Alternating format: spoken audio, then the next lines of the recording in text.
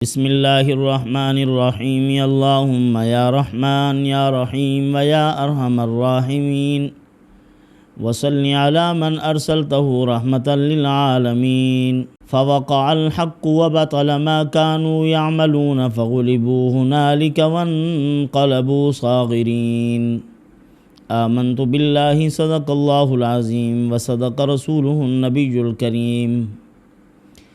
انتہائی واجب الاحترام بزرگان محترم، برادران عزیز، آج کل بہت سے طبقات کے لوگوں نے اپنی اپنی دکانیں بنائی ہوئی ہیں۔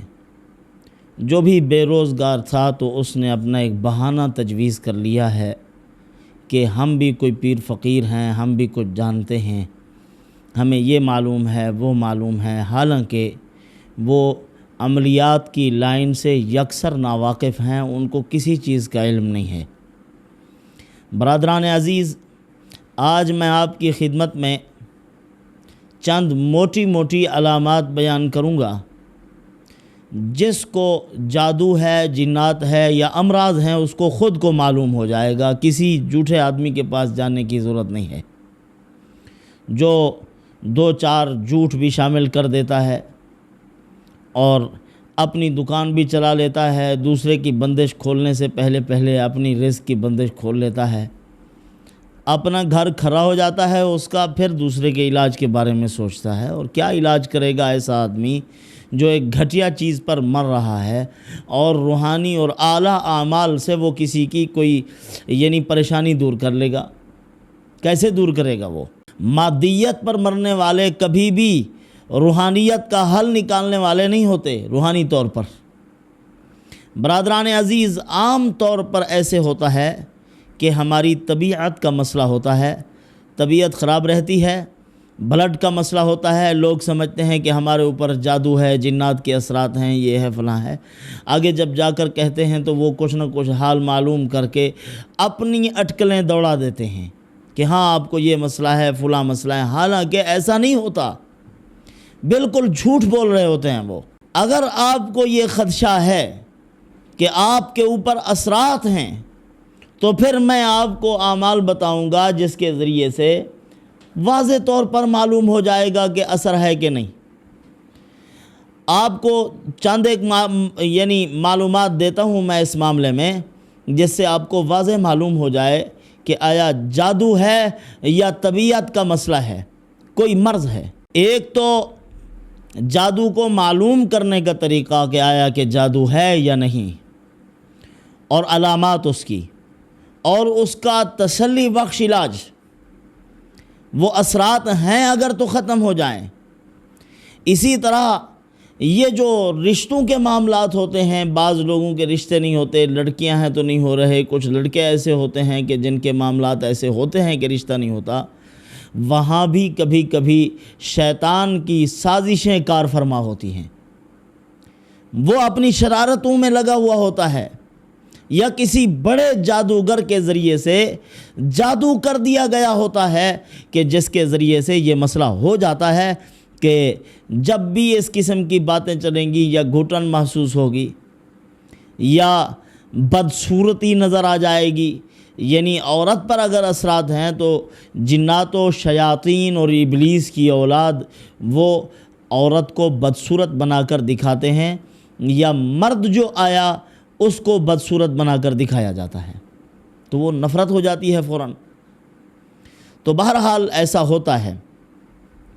اس قسم کے واقعات بھی ہیں کہ عورتوں پر اس قسم کے معاملات تھے۔ ایک لڑکی تھی، اس کے اوپر یہی معاملہ تھا۔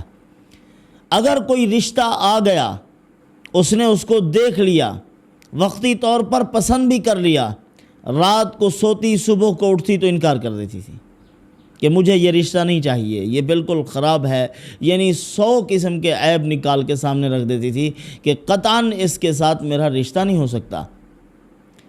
ہمارے ایک بزرگ ہیں، وہ اس لڑکی کو لے کر ان کے پاس گئے، انہوں نے اس کے اوپر پڑھا تو جنات حاضر ہو گئے۔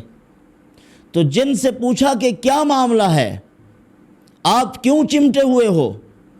اس نے بتلایا کہ معاملہ اور کچھ نہیں ہے، مجھے اس سے محبت ہے۔ اللہ والے ہوتے ہیں جن کو اللہ پاک بصیرت بھی عطا کرتے ہیں اور معاملات کے حقائق بھی سمجھاتے ہیں۔ انہوں نے فرمایا نہیں نہیں نہیں، یہ جھوٹ بول رہی ہو، آپ کو کوئی اس سے محبت نہیں ہے۔ اس نے کہا نہیں نہیں، مجھے محبت ہے۔ انہوں نے کہا سچ سچ بتاؤ معاملہ کیا ہے؟ اس نے کہا کہ میں یہ چاہتی ہوں، جنی تھی وہ، اس نے کہا میں یہ چاہتی ہوں کہ اس کا رشتہ نہ ہو۔ تو انہوں نے فرمایا اچھا کیوں چاہتی ہو؟ آپ مسلمان ہو کہ کافر ہو؟ اس نے کہا میں مسلمان ہوں۔ انہوں نے فرمایا کہ اگر آپ مسلمان ہو تو کسی کے رشتے میں رکاوٹ ڈالنا یہ نیکی ہے کہ اللہ کی رضا حاصل ہوتی ہے اس عمل سے؟ اس نے کہا نہیں۔ کہا کہ پھر یہ کیوں کارروائی کر رہی ہو؟ پھر یہاں بے جواب ہو گئی۔ پھر انہوں نے کہا کہ میں تمہیں کہتا ہوں اللہ کے حکم سے اس کے جسم سے نکل جاؤ۔ کام کیا ہے آپ کا؟ اس نے کہا کام یہ کرتی ہوں میں، پہلے تو رشتوں کے لیے رکاوٹ ڈالتی ہوں کہ کوئی آئے ہی نہیں یہاں، اگر کوئی آئے تو ان کو بھگانے کی کوشش کرتی ہوں۔ ان کا دروازہ اگر گزر کر اندر داخل ہو جائے اس کو اتنی گھٹن محسوس ہو جاتی ہے کہ وہ یوں محسوس کرتا ہے کہ میں جہنم میں آ گیا ہوں، فوراً نکلتا ہے، بھاگتا ہے، اور پھر اس کے دل میں نفرت کے جذبات پیدا ہو جاتے ہیں۔ رات کو سوتا ہے تو خواب میں جاتی ہوں اور کہتی ہوں کہ آپ کو سنگین نتائج بھگتنے پڑیں گے اگر آپ نے نکاح کیا تو، اور ادھر سے لڑکی کے دل میں نفرت ڈالتی ہوں، یعنی وہ جو بھی آئے جتنی خوبصورت ہو اس کو میں بدصورت بنا کر اس کے سامنے پیش کرتی ہوں، تو یہ بھی متنفر ہو جاتی ہے۔ تو یہ میری کارروائی ہے، یہ کام کرتی ہوں۔ تو انہوں نے فرمایا کہ اب آپ کو میں کہہ رہا ہوں اللہ کے حکم سے اس کے جسم سے نکل جاؤ۔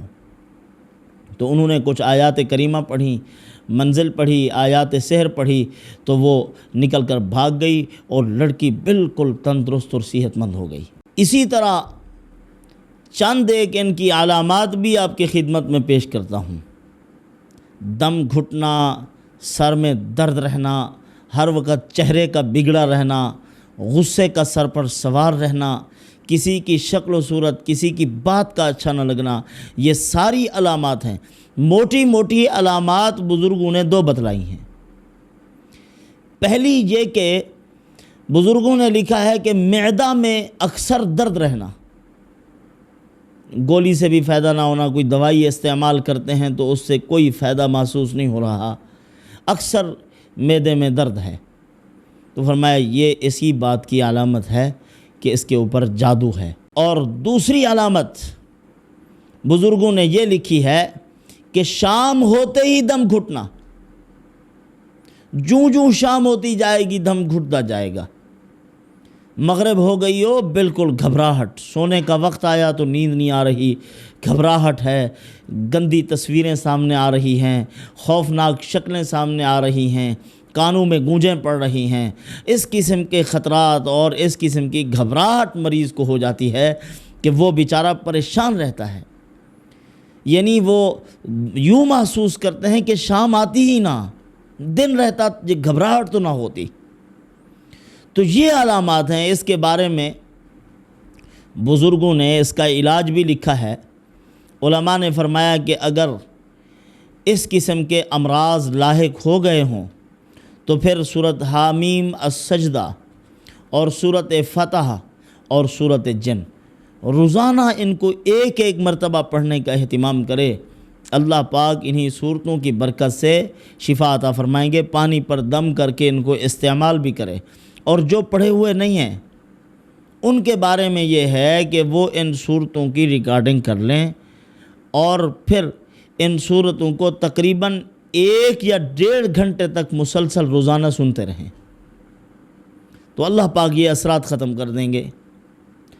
اور 100 مرتبہ ان اللہ سیبطلہ ان اللہ لا یصلح عمل المفسدین، اس آیت مبارکہ کو 100 مرتبہ پڑھے۔ وَأُلْقِيَ السَّحَرَةُ سَاجِدِينَ قَالُوا آمَنَّا بِرَبِّ الْعَالَمِينَ، اس کو بھی 100 مرتبہ پڑھے۔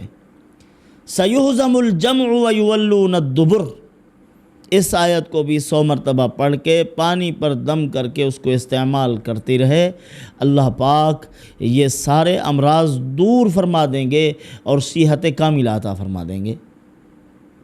ایک خاتون آئی جس کے ساتھ یہی مسائل تھے، شدید گھٹن تھی، بہت زیادہ پریشان خیال، خواب آتے تھے، اور اسی طرح نیند کے دوران اتنی گھبراہٹ ہوتی تھی کہ ان کو تسلی دینے کے لیے کسی کو سراہنے بیٹھنا پڑتا تھا۔ اسی طرح معدے میں شدید درد رہتا تھا، پیٹھ کے نیچے ہڈیوں میں شدید درد، یہ سب علامات ہیں جادو کی۔ تو اس نے یہی اپنے معاملات بتائے، تو بزرگوں نے اس کو چاند ایک معمولات ارشاد فرمائے کہ پہلے تو شرعی پردہ کرو، 5 وقت نماز کا خوب اہتمام کرو، اور رات کو سوتے وقت آخری صورتوں کا اہتمام کرو، آیت الکرسی یاد رکھو۔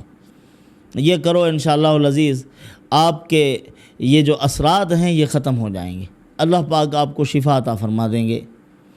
اور بزرگوں نے اس کو ایک عجیب عمل بتایا، فرمایا کہ اگر یہ عمل کرو گی تو اللہ رب العزت یا تو احساس و شعور کے ذریعے سے آپ کو بتلا دیں گے کہ آپ پر جادو ہے، کس نوعیت کا ہے، کہاں پڑا ہے، آپ کو بتا دیں گے اللہ پاک اپنی رحمت اور اپنے فضل سے، یا خواب کے ذریعے سے بتلا دیں گے، یا اللہ رب العزت کبھی آپ بیٹھی ہیں اپنے ہی خیالات میں مگن ہیں، انہی میں اللہ رب العزت کبھی وَاعْلَمُوا أَنَّ اللَّهَ يَحُولُ بَيْنَ الْمَرْءِ وَقَلْبِهِ، اللہ رب العزت خود حائل ہوتے ہیں بندے کے اور اس کے دل کے درمیان، خود ڈال دیتے ہیں دل میں، وہ بندہ اٹھ کر دیکھتا ہے تو وہی معاملات ہوتے ہیں، وہ سامنے آ جاتے ہیں۔ تو بزرگوں نے ان کو فرمایا کہ ایک تو 100 مرتبہ فجر کی نماز کے بعد لا الہ الا اللہ وحدہ لا شریک لہ لہ الملک ولہ الحمد یحیی و یمیت وہو علی کل شیء قدیر۔ یوں بھی ہے کہ لا الہ الا اللہ وحدہ لا شریک لہ لہ الملک ولہ الحمد وہو علی کل شیء قدیر، یہاں تک بھی ہے بعض روایات میں۔ تو اس کو آپ 100 مرتبہ پڑھو۔ ایک فائدہ اس عمل کا یہ ہوگا کہ اس عمل کی برکت سے اللہ عز و جل آپ کو اپنی فرشتوں کی سیکورٹی مرحمت فرمائیں گے، جو آپ کی حفاظت کے لیے ہر وقت آپ کے ساتھ ہوں گے، اور مسلح فرشتے، اللہ پاک اسلحہ بھی ان کو عطا فرماتے ہیں کہ یہ ساتھ لو اور میرے بندے کی حفاظت کے لیے کھڑے ہو جاؤ۔ صبح سے شام تک، شام سے صبح تک اللہ پاک حفاظت فرماتے ہیں، فرشتوں کے ذریعے سے حفاظت کرواتے ہیں۔ اور تہجد کے وقت درد دل کے ساتھ اللہ تعالیٰ سے دعا مانگنا، یہ اثرات بھی ختم ہو جائیں گے، اللہ پاک بتا بھی دیں گے۔ اسی طرح وہ عورت گئی، لڑکی تھی، چھوٹی عمر کی، اتنی لمبی عمر نہیں تھی اس کی، اب وہ اپنے گھر گئی اور یہ معمولات کیے، اور تہجد کے وقت اٹھ کر جو اللہ رب العزت کے نزول کا وقت ہے، آسمان دنیا پر نزول کا ٹائم ہے، اسی ٹائم اللہ رب العزت سے دعا مانگی، اللہ رب العزت نے اس کو خواب کے ذریعے سے دکھلایا، اور وہ گئی ایک کونے میں، گھر کے کونے میں جا کر اس نے مدفون جو جادو تھا اس کو نکالا وہاں سے، جیسے ہی خواب میں دیکھا اسی طرح نظر آ گیا۔ یہی کارگزاری پھر جا کر ہمارے ان اللہ والے بزرگوں کو اس نے سنائی کہ یہ معاملہ ہوا ہے میرے ساتھ۔ تو اللہ رب العزت بعض اوقات خواب میں بھی دکھا دیتے ہیں، تو ہمیں چاہیے کہ ہم مایوس نہ ہوں، اللہ پر یقین رکھیں۔ اسی لیے علماء نے فرمایا ہے جن کو صحت ہوتی ہے وہ 2 وجوہ سے ہوتی ہے، ان امراض سے شفا یابی 2 وجوہ سے ہوتی ہے۔ پہلی یہ کہ جو عامل کامل ہے اور درد دل سے پڑھ رہا ہے اور مضبوط یقین سے پڑھ رہا ہے، ایک تو اس کا اثر ہوتا ہے، اور جو مریض ہوتا ہے اس کو بھی یقین ہو اس کے عملیات پر کہ یہ جو کر رہے ہیں میں بھی یقین سے قرآنی آیات کو سنوں، اور پھر میں خود بھی ان کو پڑھوں، جو عمل میرے ذمہ ہیں ان کو بھی یقین سے پڑھوں۔ یہ 2 یقین اکٹھے ہوتے ہیں تو شفا حاصل ہوتی ہے۔